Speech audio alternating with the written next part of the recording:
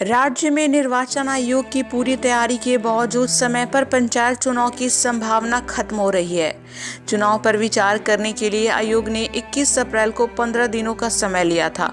उम्मीद थी कि इन दिनों में कोरोना की रफ्तार कम होगी, लेकिन 9 दिन बीत जाने के बाद कोरोना की रफ्तार कम होने के बदले बढ़ गई है। लिहाजा आयोग मानकर चल रहा है कि अगले 6-7 दिनों में भी हालात इस कदर नहीं सुधरेंगे कि चुनाव की घोषणा की जा सके। आयोग के सूत्रों ने बताया कि वह अधिक से अधिक 20 मई तक इंतजार कर सकता है। इस दौर में संक्रमण की दर में भारी गिरावट आई तो चुनाव की अधिसूचना जारी हो सकती है। तब 2 या 3 चरणों में मतदान कराए जा सकते हैं। इसके लिए अधिक ईवीएम की जरूरत होगी, क्योंकि कहीं और चुनाव नहीं है, इसलिए दूसरे राज्यों में बड़ी संख्या में मशीनें मंगाई जा सकती है। 3 चरणों में चुनाव कराने के लिए सुरक्षा का इंतजाम भी हो सकता है, मगर 20 मई के बाद आयोग चुनाव कराने का जोखिम नहीं उठाएगा, इसलिए भी कि जून से पहले समाप्त में मानसून का प्रवेश हो जाएगा। बरसात के दिनों में उत्तर और पूर्वी बिहार में चुनाव कराने की स्थिति नहीं रहती है।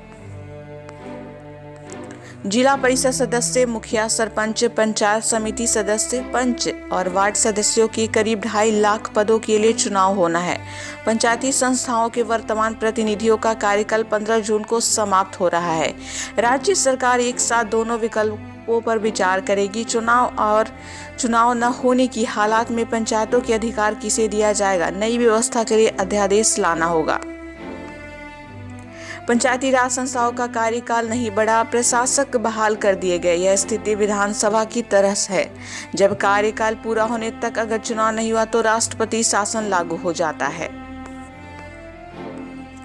पंचायती राज मंत्री सम्राट चौधरी ने कहा कि चुनाव कब होंगे इसका फैसला आयोग करेगा। राज्य सरकार फंड और अन्य इंतजाम करती है। सरकार वह काम कर चुकी है।